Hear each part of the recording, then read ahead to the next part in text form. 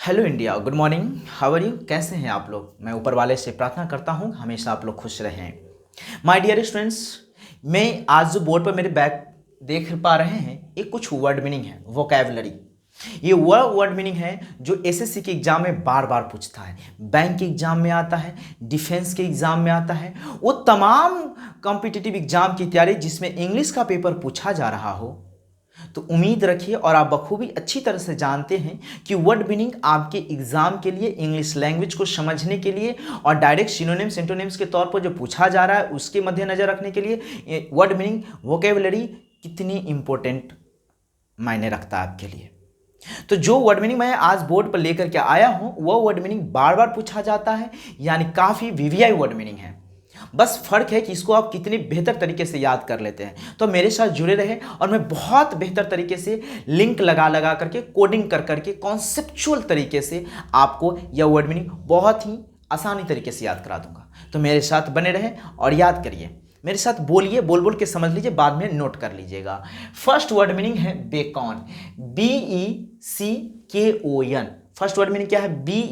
BECKON, Bacon मतलब होता है इशारा में बुलाना। अगर वहां पर बोर्ड की वजह से चमक रहा होगा, लाइटिंग की वजह से, तो यहां लिख दिया हूं मैं बेकॉन।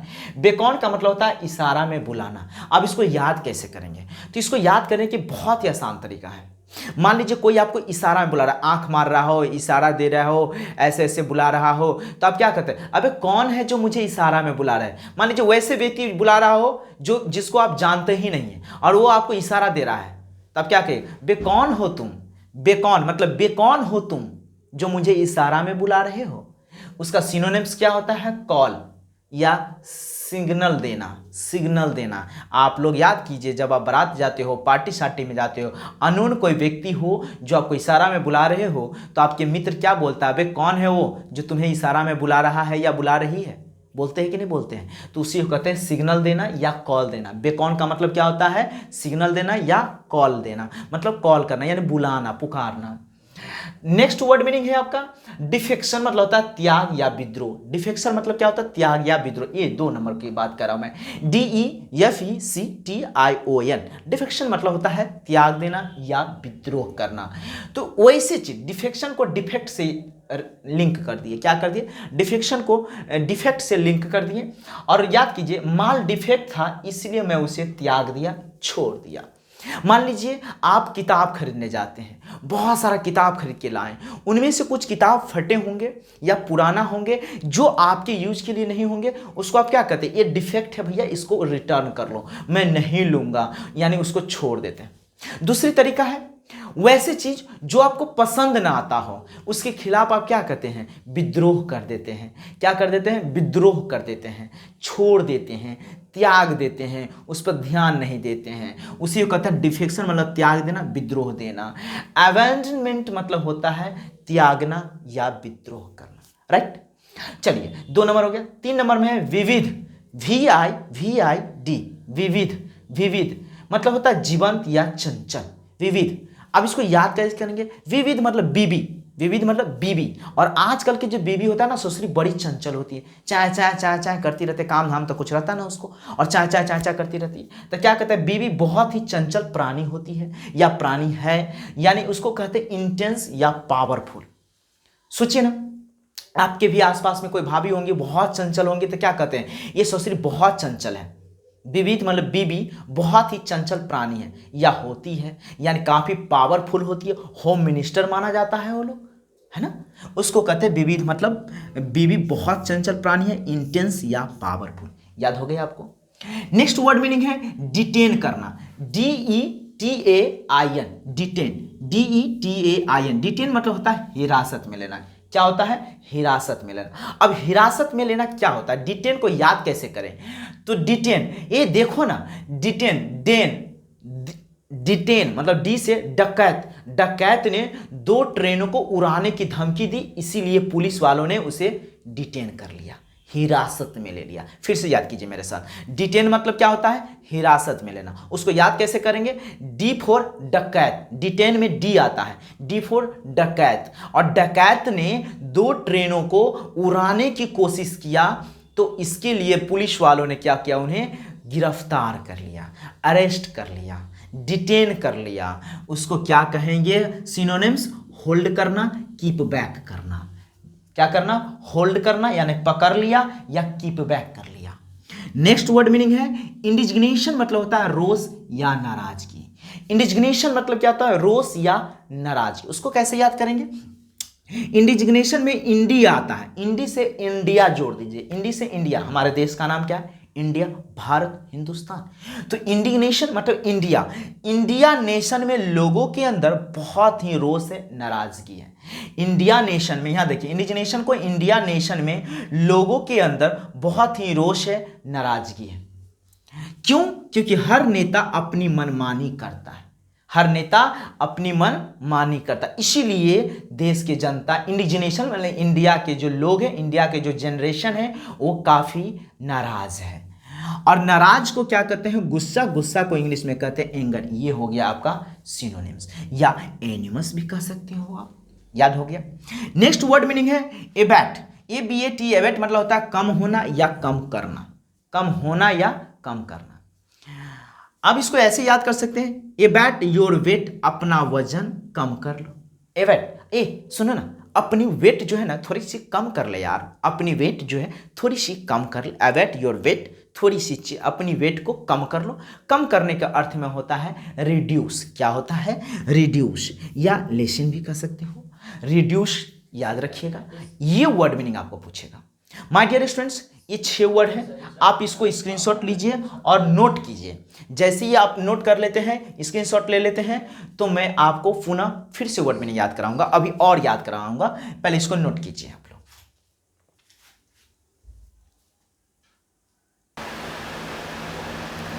चलिए, 6 वर्ड मीनिंग याद हो गया और 6 और है, और कितनी बारीकी से अब मैं आपको याद करवाया हूं, सो तो आप देखें। चलिए इनको भी मिलाते हैं। 7th नंबर वर्ड है इंडिजेंट। इंडिजेंट मतलब होता है गरीब, निर्धन। क्या होता है? इंडिजेंट का मतलब होता है गरीब, निर्धन, जो गरीब होता है। इसको याद कैसे करेंगे? बहुत अच्छे तरीके से याद करेंगे। इंडिजेंट मतलब इंडिया का जेंट, जेंट मतलब जेंटलमैन, इंडी मतलब इंडिया और जेंट मतलब जेंटलमैन।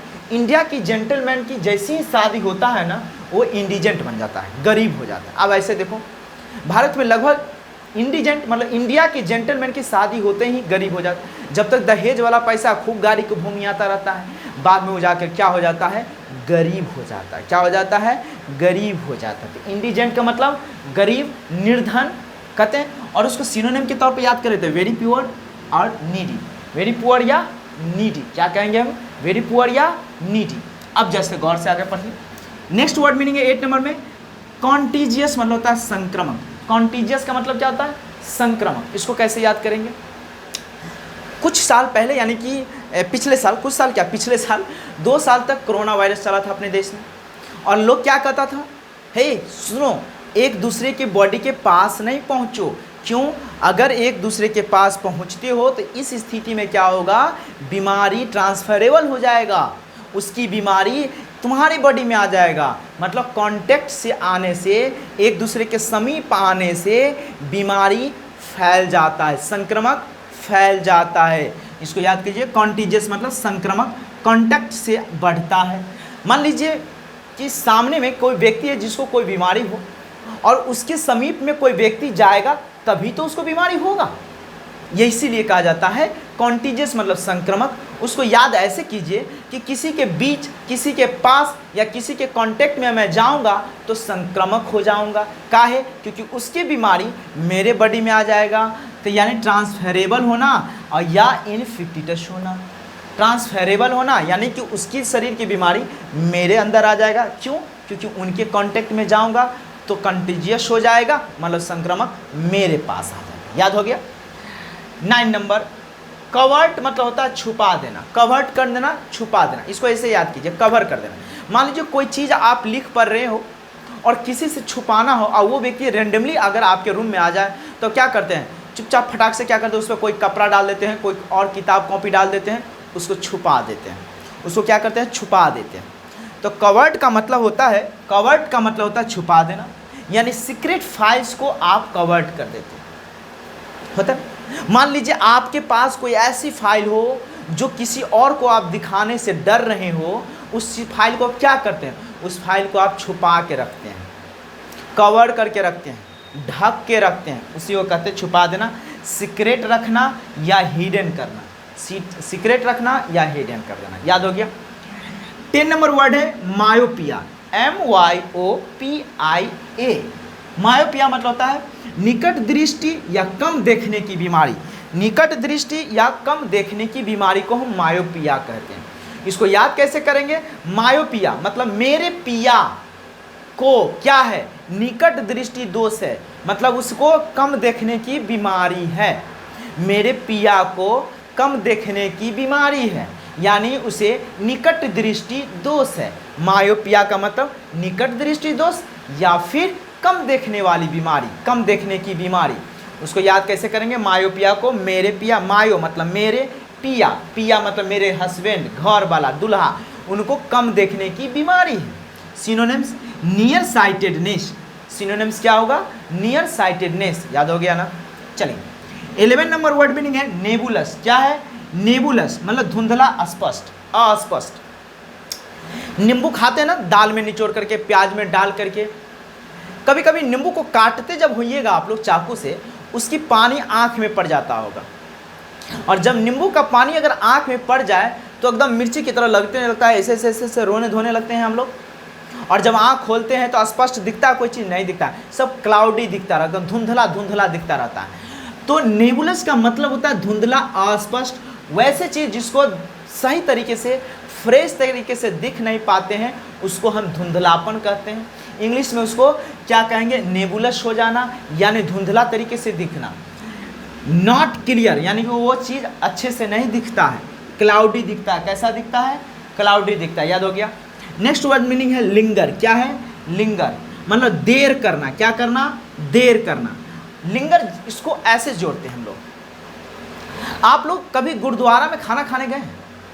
गुरुद्वारा में लंगर लगता है और उसमें कोई भी व्यक्ति जाके खाना खा सकता है, वहाँ ठहर सकता है, चाहे वो हिंदू हो, मुस्लिम हो, कोई भी हो। वहाँ कभी कोई जाति, धर्म, रंग भेद, मोटा पतला, छोटा बड़ा, लड़का लड़की, पुरुष, ये सब ऐसा कभी नहीं देखा जाता। जो व्यक्ति जाएगा खाना खा सकता है तो खाए और आए, ठहर सकता है, कोई रोक नहीं। तो एक बात बताइए, तो वहाँ तक काफ़ी भीड़ होगा जहाँ पर किसी भी प्रकार का रिस्ट्रिक्शन ना हो, तो वहाँ पर भीड़ होता है। कभी अगर लंगर में खाना खाने जाएंगे ना तो काफ़ी लाइनों में रहना पड़ेगा, लाइन बाय लाइन आएगा, वहाँ पर धरफड़। आपका अपना पार्टी का घर तो है नहीं, अपने दोस्त के घर तो गए नहीं है जो तुरंत जाएंगे, तुरंत चाय पानी या बिस्किट खाना पाना पूछ देगा आपको। लंगर में खाने से क्या होता है, देर हो जाती है। अब इसको याद कैसे करेंगे, लंगर को देर करना। मान लीजिए आपका दोस्त, आपका रूममेट रात में थोड़ा लेट से आएगा, आप क्या कहोगे, आप कहोगे दोस्त कहाँ था अभी तक इतना लेट से? अरे दोस्त लंगर में खाना खाने लगे ना तो थोड़ा सा लेट हो जाता है। तो लिंगर मतलब देर करना। लिंगर को हम लंगर से सेट कर दिए और उसको मतलब क्या हो गया, लंगर में खाना खाने से देर हो जाता है, उसको क्या कहते हैं, डिले होना। क्या होना, डिले होना। याद कर लीजिएगा तो आपको याद रहेगा हमेशा। माय डियर स्टूडेंट्स, जो वर्ड मीनिंग आपने किया, प्रतिदिन, कभी कभी एक दिन वेट हो जाता है, अब वो भी नहीं होगा। धीरे धीरे मैं रूटीन सेट कर रहा हूँ कि प्रतिदिन आपको कोई ना कोई वीडियो मिले। मैं ग्रामर का भी वीडियो लेकर आऊँगा, वर्ड मीनिंग का भी लेकर के आऊँगा, और पैसेज क्लॉज टेस्ट जो होता है लैंग्वेज बेस्ड, उसका भी लेके आऊँगा। आप मेरे चैनल पर बने रहे। अगर आपको कुछ सीखने को मिला, चैनल को लाइक कीजिएगा, सब्सक्राइब कीजिएगा और शेयर भी कीजिएगा, ताकि और भी आप लोगों की तरह ज़रूरतमंद बच्चों को पास मैं पहुँच सकूँ और उसे भी पढ़ा सकूँ, समझा सकूँ, याद करा सकूँ, और वो भी अपने एग्ज़ाम को फाइट कर सकें, है ना। तो आज मुझे विदा दीजिए, फिर मैं कल मिलता हूँ नए स्लाइड के साथ, फिर नए वर्डों के साथ। और पता है जो वर्ड मीनिंग मैं करा रहा हूँ वो वर्ड मीनिंग काफ़ी इंपॉर्टेंस रखता है आपके एग्ज़ाम के लिए, हमेशा पूछता रहता है। मैं पटना में पढ़ाता हूँ, आइएगा तो कभी मिलिएगा हमारे से, मुझसे और मेरे बच्चों से भी। कई ऐसे एग्ज़ाम हैं, एसएससी का तो कोई ऐसा एग्ज़ाम नहीं छूटता है। ऐसा कोई भी एग्ज़ाम हो, चाहे डिफेंस का कोई भी एग्ज़ाम, जिसमें मेरे नोट से वर्ड मीनिंग नहीं आता हो, हर एक एग्ज़ाम में मेरे नोट से वर्ड मीनिंग आते हैं। तो जो मैं वर्ड मीनिंग करा रहा हूँ काफ़ी इंपॉर्टेंट वर्ड मीनिंग है, आप इसको ज़रूर पढ़िएगा।